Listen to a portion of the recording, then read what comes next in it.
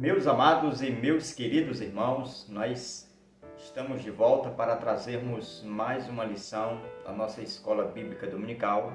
Lembrando aos irmãos que nós ainda estamos estudando a nossa revista da PEC e a lição de hoje é a lição de número 3, com base no capítulo 3 do livro de Gálatas, e o tema dessa lição, o Evangelho da Graça e a Fé de Abraão. Então, no capítulo 3 de Gálatas, nós vamos aprender acerca da fé de Abraão e acerca do Evangelho da Graça. Então, eu já lhe convido a você ficar com a gente até o final dessa videoaula. E se você não é inscrito, está pela primeira vez nesse canal, aproveite a oportunidade, se inscreva, deixe ativadas as notificações, compartilha, curte os nossos vídeos, para assim nos ajudar a chegar mais longe. E você que já é inscrito, continue interagindo com o canal, deixando seus comentários e, claro, também sempre orando a favor dessa obra, a favor desta ferramenta que é para auxiliar professores, alunos da nossa Escola Bíblica Dominical. Então, meus irmãos, o tema, o Evangelho da Graça e a Fé de Abraão, nós estamos dando sequência do que a gente comentou a semana passada, com base no capítulo 2, hoje é o capítulo 3, e o Evangelho é as boas novas. O Evangelho é as boas notícias.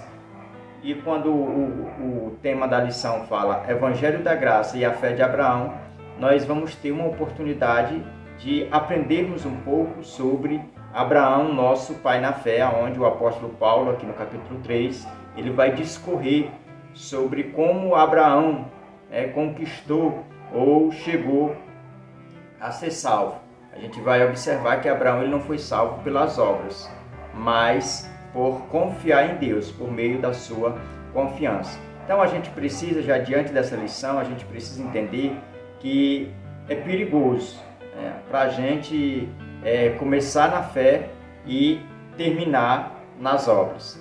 Era o que os legalistas eles queriam impregnar na vida de todas as igrejas da Galácia ali do sul.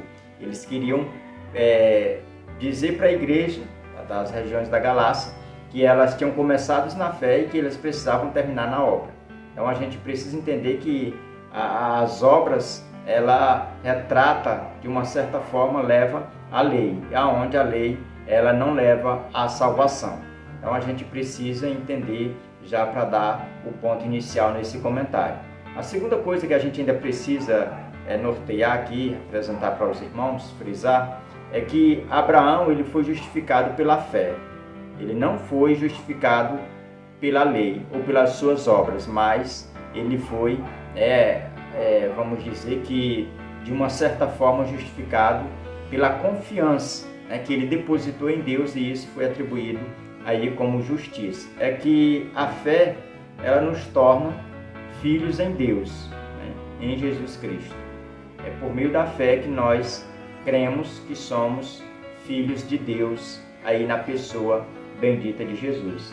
Vamos agora ler o nosso comentário para nós darmos início aqui ao nosso comentário. O textuário ele se encontra em Gálatas, capítulo 3, e o versículo de número 2, que diz: Quero apenas saber isto de vós: recebeste o Espírito pelas obras da lei ou pela pregação da fé? Perceba que o nosso textuário ele é bem direto.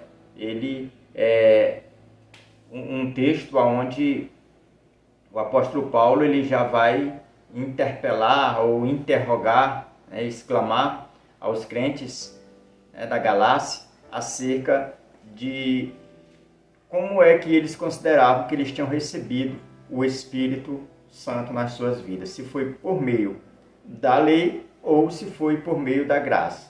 E o interessante é que é como se Paulo estivesse dizendo a eles: olha, se vocês receberam por meio das obras, por meio da lei, então fiquem na lei. Agora, se vocês receberam pela graça, vocês têm que perseverar, têm que continuar onde vocês estão na graça. Então essa lição de hoje, ela é um antídoto para os nossos dias, para as nossas vidas, contra o legalismo, contra a questão desses falsos ensinos que querem nos arremessar à lei, a seguir aí os preceitos da lei, como a circuncisão, como os ritos, né, se tornar aí um judeu prosélito. Na verdade, quando nós lemos a carta de Gálatas, nós entendemos que para sermos filhos de Deus, para sermos salvos, é um comportamento ao oposto do que o legalismo prega.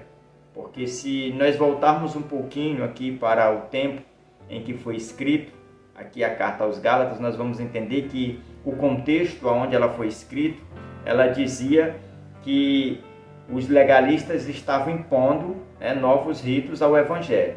Mas se nós observarmos o porquê que esses legalistas faziam isso, eles faziam isso com base lá no Antigo Testamento.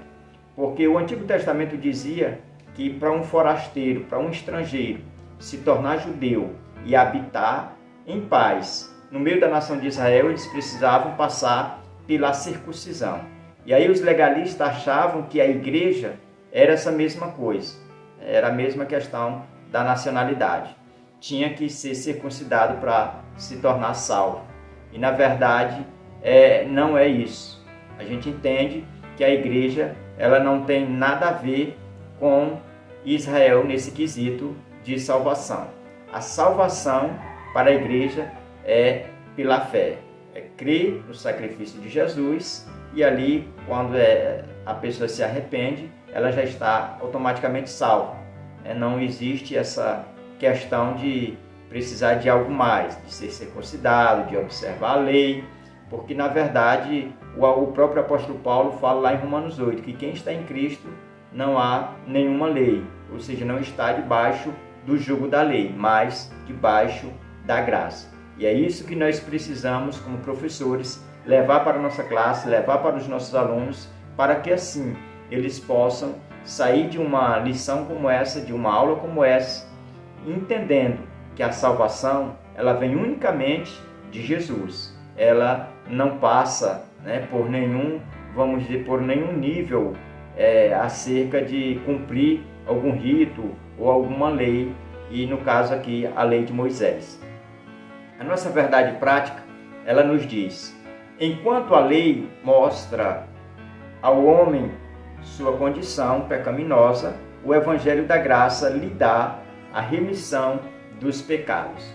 Então perceba que o papel da lei é sempre mostrar ao homem a condição pecaminosa. Ou seja, se não houvesse pecado, não haveria lei. Agora, como houve o pecado, a lei veio para denunciar a questão da prática do pecado, o que o pecado ia gerar, que era morte. Então esse é o papel da lei. Então a nossa verdade prática, que ela já vem de uma forma bem simples, mas ao mesmo tempo direta e objetiva, explicando a diferença entre o Evangelho e a lei.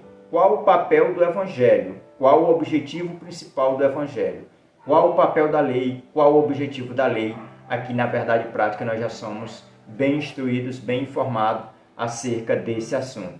Então, quando se trata do Evangelho, ele só traz para nós vida.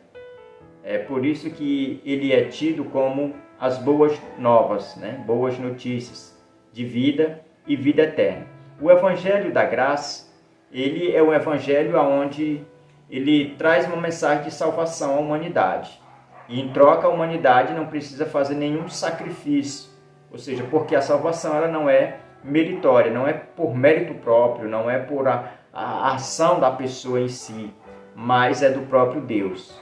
Deus ele já pagou, já fez tudo o que tinha que fazer para que a humanidade fosse salva. Mas para isso, a humanidade ela precisa ouvir a mensagem e crer. Porque quando ela ouve, ela crê e aí ela se arrepende e se torna uma nova criatura. Então, o nosso esboço de hoje, como de costume, aqui no nosso guia prático, que é a nossa revista, ele traz 3 pontos. O primeiro ponto nós vamos comentar sobre Gálatas insensatos, o segundo, exemplos de Abraão, e o terceiro, finalidade da lei. Antes de entrar aqui na introdução, eu quero só informar os irmãos que nós não podemos deixar a nossa Bíblia de lado e se aplicar apenas aqui na nossa revista, no nosso guia prático de escola bíblica. mas a nossa revista ela é apenas adicional, é apenas para que a gente estude uma mensagem temática, mas ela não tem como finalidade ou objetivo, né, tirar o nosso tempo com a Bíblia. Então a gente que precisa tanto ensinar como aprender na escola bíblica, a gente tem que entender que a Bíblia é e continua sendo a nossa regra de fé e prática. Então, antes da gente estudar a lição, ou até mesmo no período que estiver estudando a lição, esteja em mãos com sua Bíblia para acompanhar todas as referências e também estudar sempre o capítulo base. Nesse caso é o capítulo 3 do livro de Gálatas. Vamos agora à nossa introdução que diz: nesse capítulo, Paulo continua a fazer a defesa do Evangelho da Graça. Ele se dirige diretamente aos Gálatas, fazendo-lhes questionamentos a partir do Evangelho que lhes pregou, contra as novidades dos judaizantes. Paulo expõe a experiência de fé de Abraão. Reitera que a lei, dada através de Moisés, não invalida a promessa feita a Abraão, além de esclarecer a real finalidade da lei no processo da salvação. Então, a nossa introdução, ela nos informa que a lei, ela, como já bem foi destacado aqui na verdade prática, ela não tem essa finalidade de salvação. A lei, o apóstolo Paulo ele vai dizer lá em Romanos que ela é boa, ela é perfeita, é agradável, é santa, pois vem de Deus. E na verdade o é. A lei ela tem esse objetivo de ser boa, de trazer aí ao homem vamos dizer que um esclarecimento da sua real situação. Porque a lei, quando ela chega diante da humanidade, é para mostrar que a humanidade está morta diante de Deus, que ela está suja diante de Deus e que ela precisa se aprontar, ela precisa se limpar para ser aceita por Deus. E o Evangelho ele vem dizer que a única forma do homem se limpar para ser recebido por Deus é por meio do Evangelho, é por meio de Jesus Cristo, que derramou a última gota de sangue ali na cruz do Calvário, para que toda a humanidade fosse remida por esse sangue. Então, quando nós aceitamos o sacrifício de Cristo, nós estamos aptos a sermos chamados filhos de Deus. Então, a gente já tem que entrar nessa lição, no primeiro ponto em especial, com esse entendimento de que a lei ela não anula a promessa de Deus feita a Abraão, nosso pai na fé, nem anula o Evangelho. Mas a lei ela veio como se fosse um precursor do Evangelho. Ela vem preparando terreno para o Evangelho dar sua continuidade. Isso já com base na promessa que Deus fizera a Abraão lá no período dos patriarcas. Então a gente já precisa entrar aqui nesse primeiro ponto já com esse entendimento bem claro.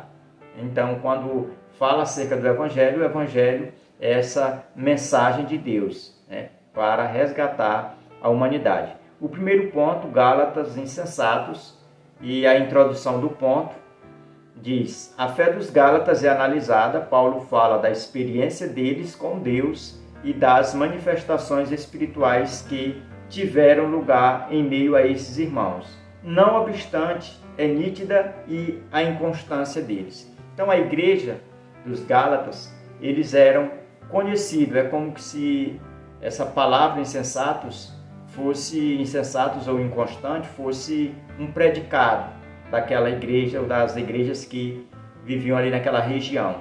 Eles eram pessoas inconstantes, ou seja, eram pessoas que gostavam de novidades, que se adaptavam muito rápido às novidades.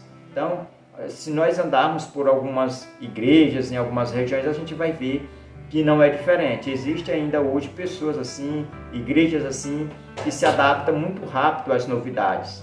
E a igreja de Gálatas, ela recebeu com muito fulgor, com muita vontade, com muita paixão, essa mensagem dos legalistas, essa heresia que os legalistas estavam expondo.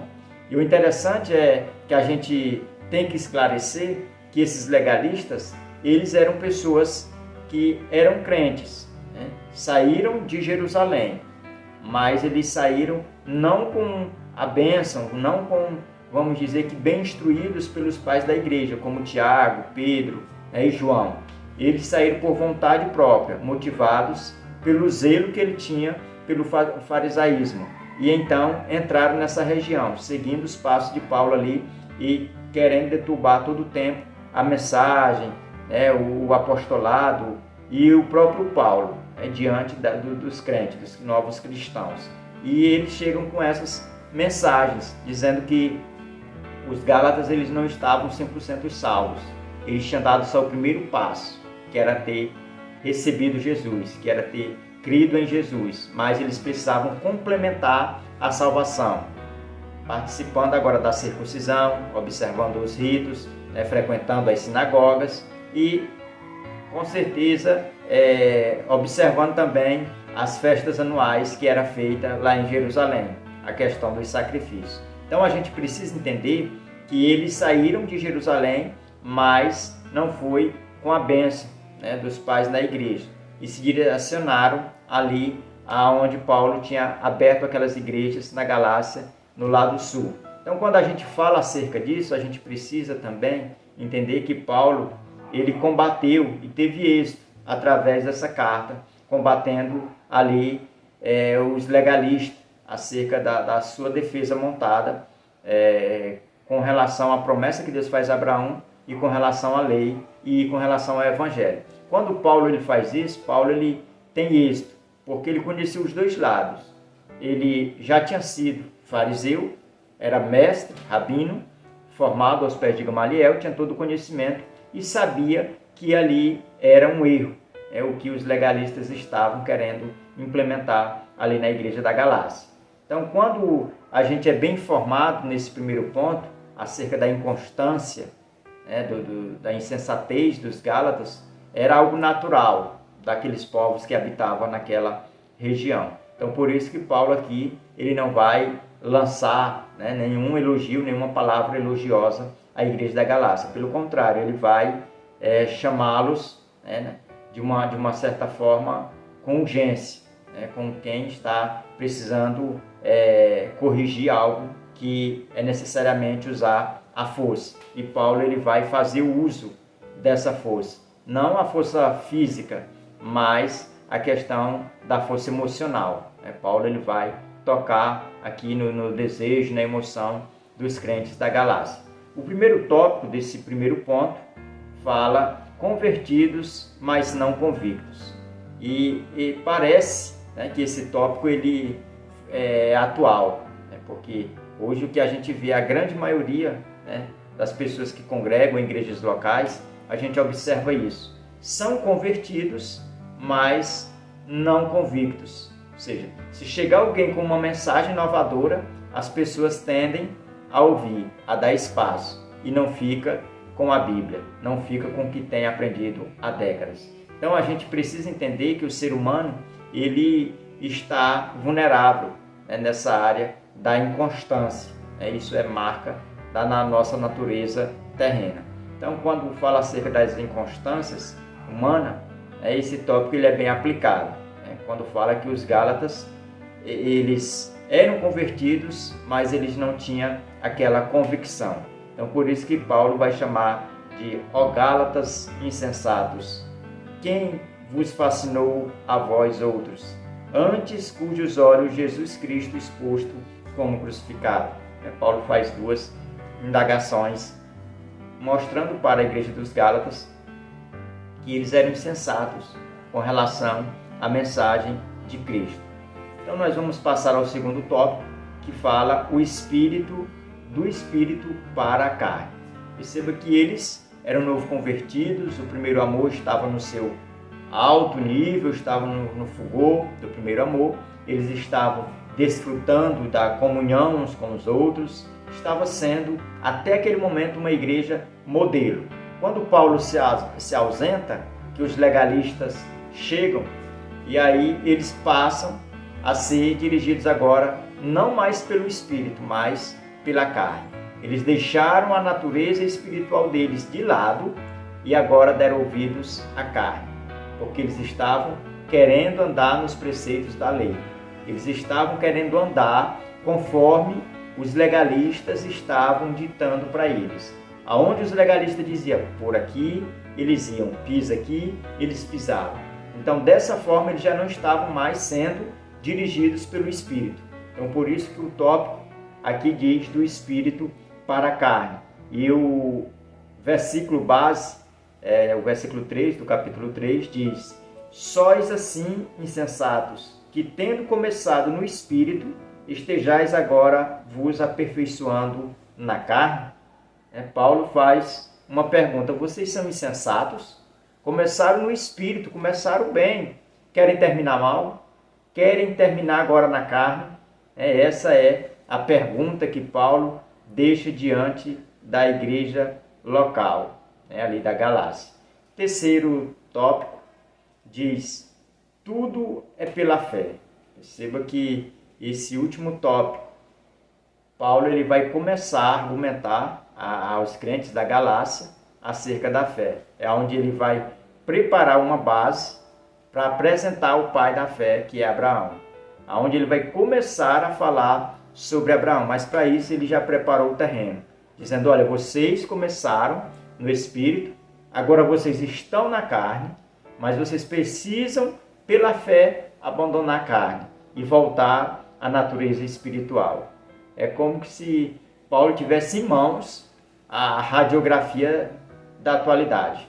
É como se ele estivesse vendo num telão como nós estamos vivendo nesses últimos dias. Pessoas que até começam bem, recebem o Evangelho, mas quando o tempo passa, vai seguir a vontade carnal.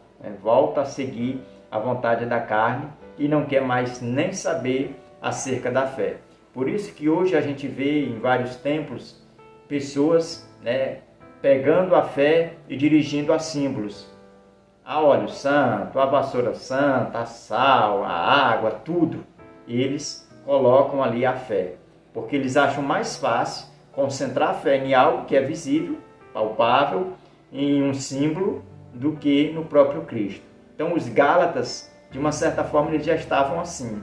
Eles já estavam transferindo a fé salvadora que eles tinham para a lei, para a circuncisão. E é onde Paulo vai dizer que a verdadeira circuncisão é aqui, no coração, no nosso coração, que a verdadeira circuncisão ela acontece. Onde nós temos que tirar a velha pele, a velha roupagem, a velha capa, a velha máscara e lançar para lá, porque isso tudo faz parte da carne.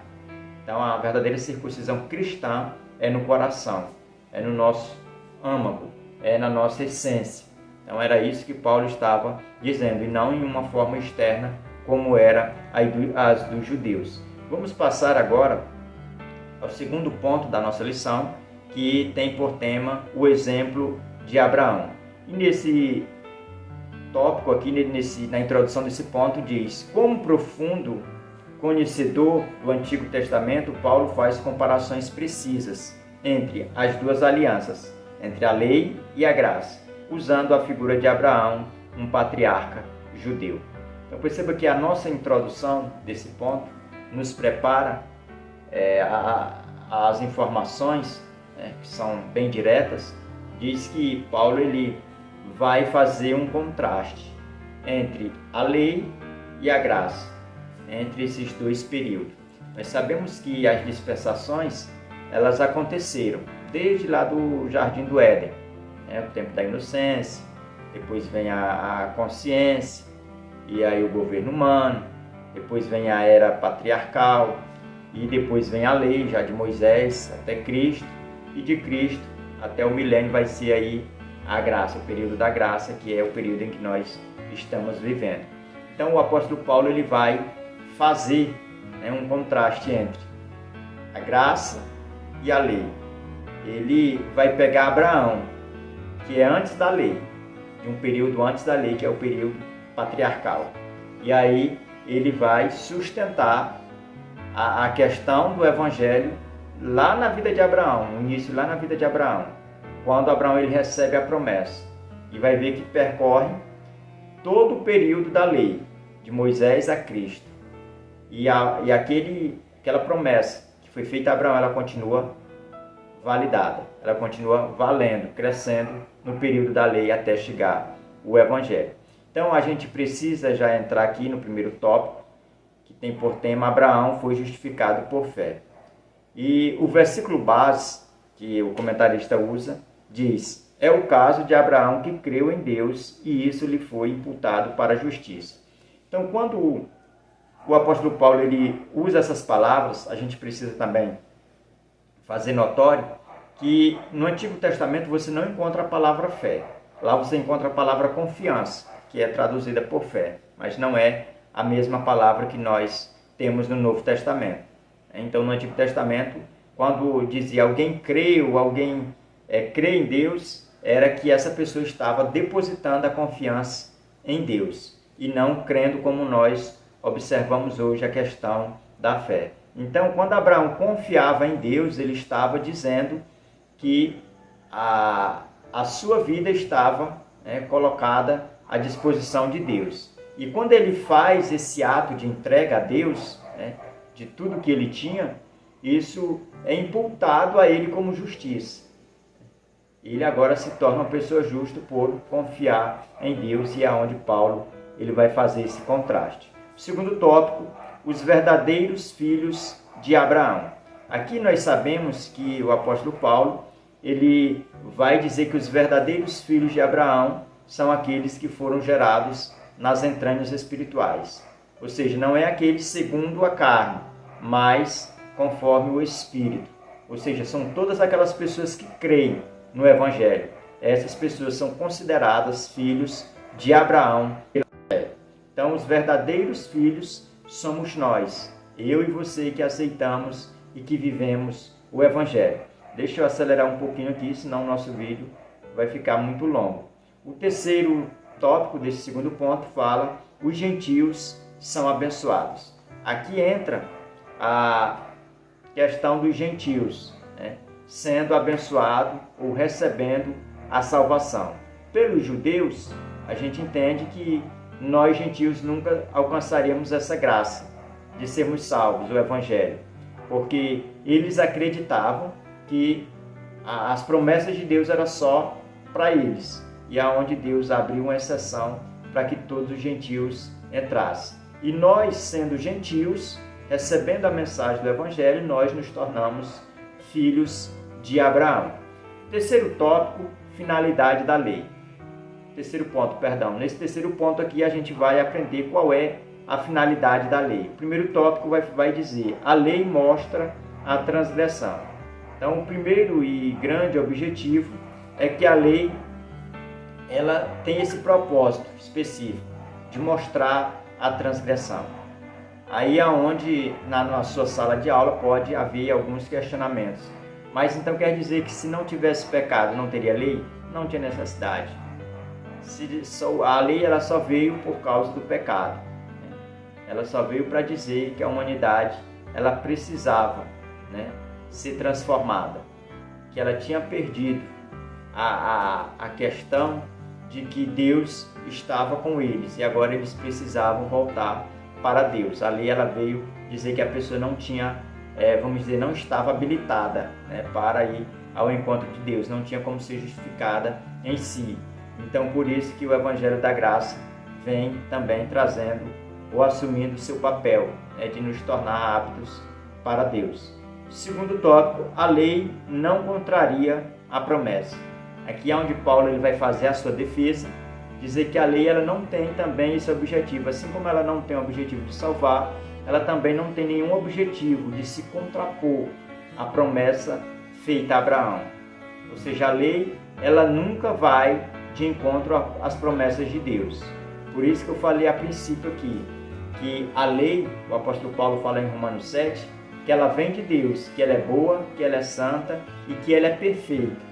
E como ela sendo boa, santa e perfeita, ela nunca vai contrariar uma promessa, em especial a promessa da salvação. Pelo contrário, ela vai contribuir para esse propósito.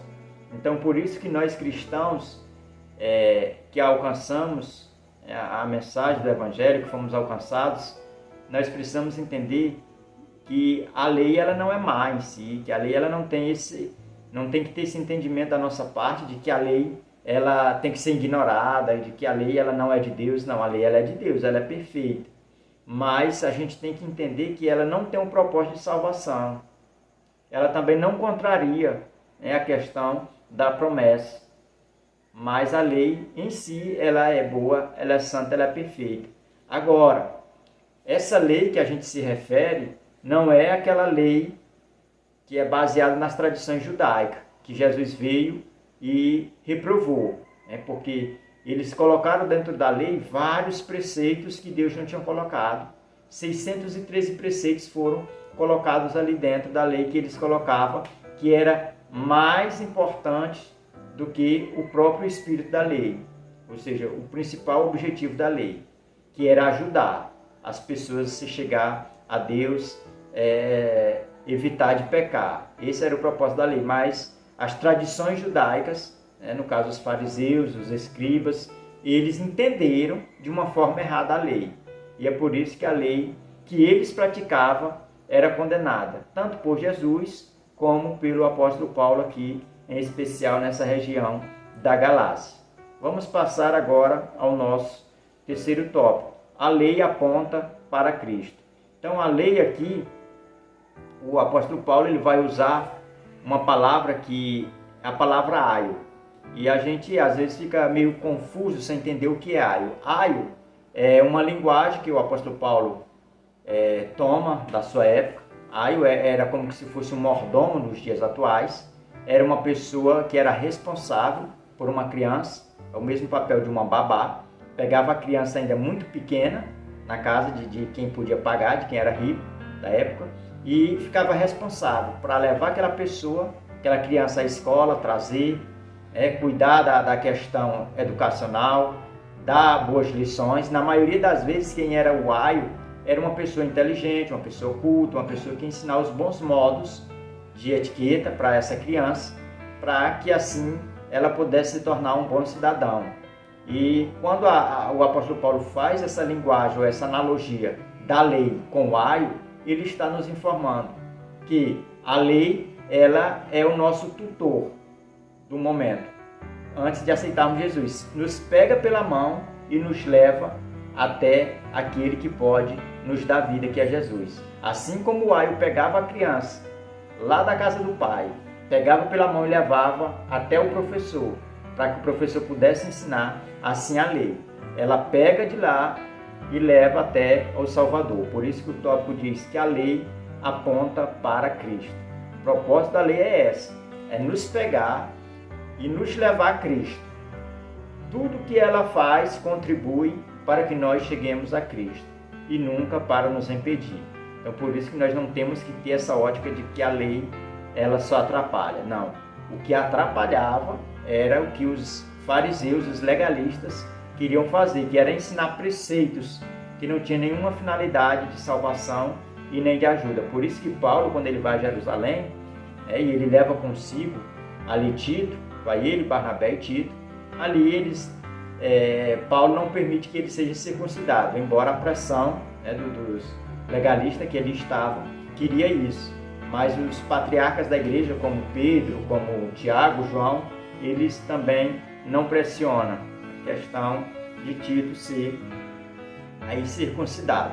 Então a gente precisa entender que a lei, ela sendo aio, sendo esse vamos dizer que esse mordomo, sendo essa babá, ela tem essa finalidade de mostrar à humanidade que ela está desviada de Deus, que ela está distante de Deus, que ela precisa retornar e que só tem uma forma dela retornar, morrendo para a lei e vivendo para Deus. Ou seja, o ser humano, quando ele está debaixo do jugo da lei, ele tem que morrer e nascer em Cristo para Deus. Então, quando a Bíblia diz que o salário do pecado é a morte, é a lei que diz isso. A lei é que diz que se pecou, morreu. Agora, se nós morremos para a lei, nós estamos aptos para viver para Deus. Então, todo crente que aceita o Evangelho, ele já morreu para a lei. Está vivo para Deus na pessoa de Cristo. Então, o nosso tópico é bem esclarecedor acerca desse assunto. E eu quero apresentar aqui a aplicação pessoal que diz: o conhecimento do Evangelho da Graça deve gerar no cristão a consciência de que ele não é salvo por aquilo que faz, mas por aquilo que Jesus já fez de maneira plena. Não precisamos acrescentar nada no que diz respeito à salvação. Ela já é completa, ela já é suficiente e ela já é eficiente. Então não precisa de nenhum acrescento, de nenhum arranjo, de nada para completar a salvação. Ela já é completa no sacrifício na pessoa de Cristo, na sua ressurreição. Que Deus abençoe. Até o nosso próximo encontro, em nome de Jesus.